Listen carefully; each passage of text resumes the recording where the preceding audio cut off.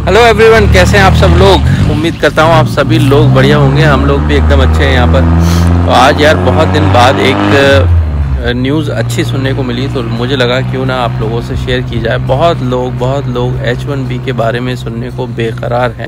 Although बहुत सारी news आती रहती हैं कि भाई सबसे पहले तो देखो शुरुआत वहीं से हुई कि बैन हो गया, फिर डिपेंडेंट को अलाउ कर दिया गया, फिर स्टूडेंट्स का भी बैन हुआ, फिर स्टूडेंट्स का बैन उठा दिया गया, एंड फिर अभी फाइनली एक बहुत ही रीसेंट न्यूज़ थी कि जो यूएस गवर्नमेंट है उसने $150 मिलियन का जो है एक H1B1 वर्क फोर्स करके एक प्रोग्राम निकाला है, जिसके तहत वो अपने लोकल्स अमेरिकन्स को यहाँ वो सारे उसके लिए ट्रेन करेंगे जो H1B वीज़ा होल्डर्स के पास स्किल्स होती हैं, basically cyber security and all those things IT related. तो लेकिन अभी थर्सडे मैंने फिर एक नई न्यूज़ सुनी। मैंने सोचा कि but I was kind of thinking कि भाई कित हद तक ठीक है। मैं उसका लिंक भी इसमें डाल दूंगा और स्नैपशॉट भी डाल दूंगा ताकि आप लोगों को भी लगे कि हाँ कुछ ऑथेंटिसिटी है।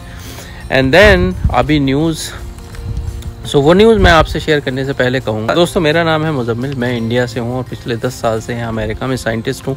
और ऐसे बहुत सारे वीडियोस मैं आप लोगों के लिए डालता रहता हूँ जो कि फ़न रिलेटेड भी होते हैं, प्लस उसके साथ साथ ऐसे वीज़ा इन्फॉर्मेशन या कुछ ऐसी कोई भी ज़रूरी इन्फॉर्मेशन अगर मुझे मिलती है तो मैं आप लोगों के साथ शेयर कर देता हूँ ताकि वो लोगों के काम आ सके। सो जो लोग नए आ रहे हैं वो मेरे चैनल को, इस चैनल को, हमारी अमेरिका दर्शन फैमिली को ज्वाइन कर लें एंड सब्सक्रिप्शन का बटन दबा दें।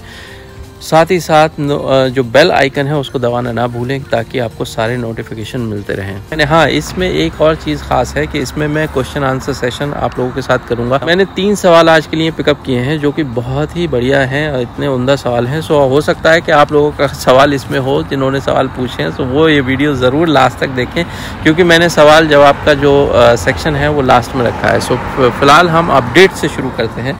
सो फ्रेंड्स, अभी एक न्यूज़ आई कि उसमें H1B वीज़ा जो बैन है जो ट्रंप ने लगाया था 22 जून को, उसको जो है कोर्ट ने ब्लॉक कर दिया है। सो उसका न्यूज़ ये है, मैं आपको लिटरली पढ़ के बताता हूँ इसमें, that United states district court on Thursday blocked president Donald Trump's ban on H1B L and other work visa. उसमें यह भी है कि जज ने कहा क्या। सो जज का नाम है जेफरी वाइट, जो कि जज हैं northern district of California, and said Trump exceeded his constitutional authority when in June he issued an executive order placing temporary ban on new foreign visas till the end of the year. तो उसमें उन्होंने वही बोला कि वो उन्होंने काफ़ी अपनी लिमिट्स जो थी, जो उनके पास पावर्स हैं, उसको एक्सीड, मतलब वो काइंड ऑफ उससे कहीं ज़्यादा आगे निकल गए। उसका आप कह सकते हैं कि गलत फ़ायदा उठाया या जो भी है, क्योंकि वो खैर उनका मकसद था कि भाई वो अमेरिकन्स के लिए जॉब सिक्योर करें, बट भाई जॉब सिक्योर करने के साथ साथ ये भी देखना होगा कि क्या वो जॉब कंप्लीट हो पा रही हैं कि नहीं। जो कि H1B वीज़ा होल्डर्स जो है मोस्टली बहुत ही स्किल्ड, हमें आप लोग जानते हैं, हम सभी जानते हैं कि इंडिया कितने अच्छे IT प्रोफेशनल्स प्रोड्यूस करता है। सो भाई अब ये बहुत ही बड़ी खुशखबरी की बात है। मुझे पर्सनली बड़ी खुशी है कि अगर ऐसा है कि बैन लिफ्ट हो रहा है या लिफ्ट कर दिया जाएगा जल्दी, तो ये बहुत ही अच्छी बात है। भाई एक कोर्ट ने तो ये फैसला लिया है, आई डोंट नो ये कितना इफ़ेक्टिव होगा बाकी मतलब पूरे उस बैन को लिफ्ट करने के लिए, बट क्योंकि बहुत सारे, देखिए आप लोगों को सबको पता है, मैंने पहले भी बताया था कि बहुत सारे लॉ सूट फाइल किए गए थे इस बैन के अगेंस्ट। सो आई होप कि ये ख़बर जो है बिल्कुल बहुत ही आप लोगों के ज़िंदगी में खुशियाँ लेकर आए और आप लोग फिर से, जो लोग तैयारी कर रहे थे यहाँ आने की, वापस आ पाएँ। और इससे रिलेटेड वैसे सवाल जवाब आते रहते हैं कि यार H1B कब बैन हटेगा, क्या होगा। सो देखिए ये एक न्यूज़ थी, आप इसमें ख़ुद भी खूब सर्च कीजिए कि वाकई में ये न्यूज़ एकदम सही है।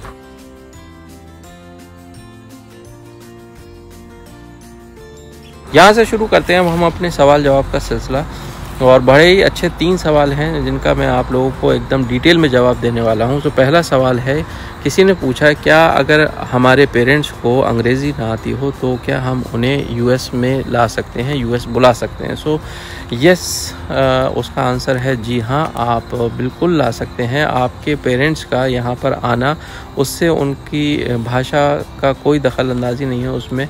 यानी कि कहने का मतलब ये है कि अगर आप वीज़ा पर हैं, अगर आप ग्रीन कार्ड होल्डर हैं या फिर आप सिटीज़न हैं और अपने पेरेंट्स को यहाँ लाना चाहते हैं तो उससे अंग्रेज़ी आने ना आने के ऊपर से कोई भी वास्ता नहीं है।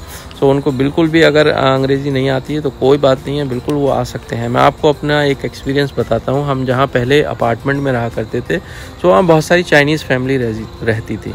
सो उनके पेरेंट्स आया करते थे, पेरेंट्स आते थे तो आप ये समझ लीजिए उनको बिल्कुल भी अंग्रेज़ी नहीं आती थी। हाय हेलो भी ऐसे जेस्चर से हुआ करता था। और इंडियंस तो दोस्तों यहाँ अमेरिका में ऐसा माना जाता है, इन जनरल जो एक एक्सेप्टेंस है लोगों के बीच में कि सारे इंडियंस को अंग्रेज़ी आती है जैसे। और इंडिया में अंग्रेज़ी जितनी बोली जाती है उतनी शायद दूसरे कंट्रीज़ में बोली भी नहीं जाती है, मैं आपको बताऊँ। सो वो पेरेंट्स जो है, चाइनीज़ पेरेंट्स यहाँ पर लोग जो आया करते थे वो अपने सारे काम, लोकल बसेस, शटल्स, इन सारे सर्विसेज को यूज़ कर अपनी मतलब कर लिया करते थे कि गए अपनी ग्रोसरी कर लाए या फिर कोई और काम कर लाए। सो उनको बिल्कुल भी कोई दिक्कत नहीं हुआ करती थी। सो आपके पेरेंट्स को बिल्कुल भी दिक्कत नहीं होगी अगर आप उनको यहाँ यूएस आने के बाद उन्हें लाना चाहते हैं। और दूसरी एक अच्छी बात यह है कि इंटरव्यू भी, जो वीज़ा इंटरव्यू होते हैं वहाँ पर वो हिंदी में इंटरव्यू दे सकते हैं, वहाँ पर होता है ये अरेंजमेंट। इमिग्रेशन के टाइम पे भी आपको पहले से आई थिंक थोड़ा सा नोटिफाई करना पड़ता है और कि आपको हेल्प चाहिए। इमिग्रेशन हिंदी में हो सकता है, आराम से यहाँ यूएस आने के बाद भी आपको वहाँ पर हिंदी का कोई ना कोई ट्रांसलेटर मिल जाएगा, क्योंकि यहाँ पर हिंदी के ट्रांसलेटर बहुत हैं। हिंदी, पंजाबी सारी लैंग्वेज के हैं, ऑलमोस्ट रहते हैं। दूसरा एक जो अच्छा सवाल किसी ने ये पूछा कि यार क्यों, और वो एग्रीकल्चर से रिलेटेड है, क्योंकि इंडिया में एग्रीकल्चर से रिलेटेड हमारा देश है एक्चुअली इंडिया। सो बहुत सारे लोग एग्रीकल्चर से पीएचडी कर रहे होते हैं या करना चाहते हैं, तो ये मन में सवाल आता है कि अगर एग्रीकल्चर से पीएचडी करें तो यूएस में कोई स्कोप है कि नहीं है। सो मैं देखिए ये तो नहीं कहूँगा कि स्कोप नहीं है, लेकिन एनिमल बायोटेक के मुकाबले या एनिमल रिसर्च के मुकाबले यहाँ पर एग्रीकल्चर का स्कोप है कम है, क्योंकि जो लैब्स हैं वो भी बहुत ज़्यादा नहीं हैं यहाँ पर। जैसे यूनिवर्सिटी ऑफ मैरीलैंड में कुछ लैब्स हैं जो कि प्लांट्स पर काम करती हैं, लेकिन वही है दोस्तों कि नंबर बहुत कम है, नंबर बहुत हाई नहीं है उन लैब्स का।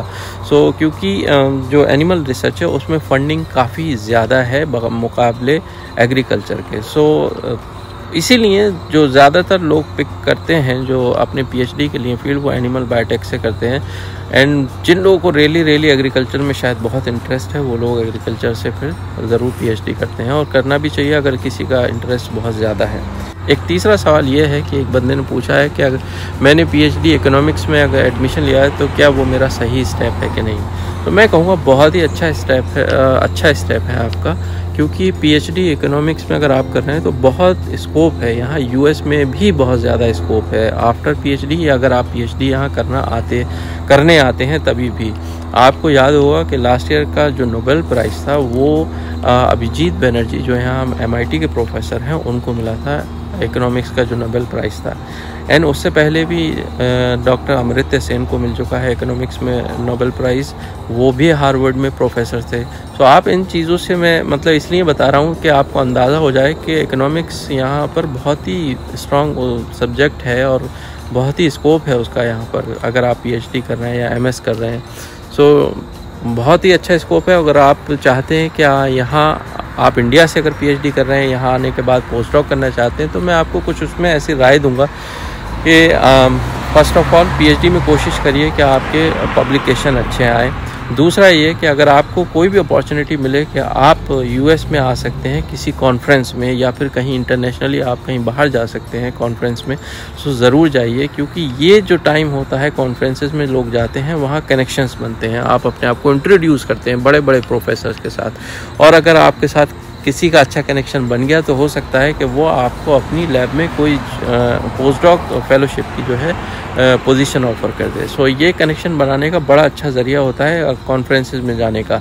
सो आप लोगों से कहूँगा कि ख़ासकर जो लोग इकोनॉमिक्स में पीएचडी कर रहे हैं या किसी भी सब्जेक्ट में पीएचडी कर रहे हैं, कनेक्शंस बनाने तो कॉन्फ्रेंसेस में जाइए और इंटरनेशनल कॉन्फ्रेंसेस में जाकर कनेक्शंस बनाइए, बहुत फ़ायदा होता है। तो आई होप कि आज का ये वीडियो जो है आप लोगों के लिए बहुत यूज़फुल रहेगा। इसमें बहुत सारी इन्फॉर्मेशन मैंने आप लोगों को दी है, वो आप लोगों के काम आएगी। और आपको अगर ये वीडियो अच्छा लगा हो तो इसको लाइक करना, और आप जिन लोगों के काम आ सकता है उनको ज़रूर शेयर करना, एंड जाते जाते चैनल को सब्सक्राइब कर लेना दोस्तों। Thank you so much for watching this video.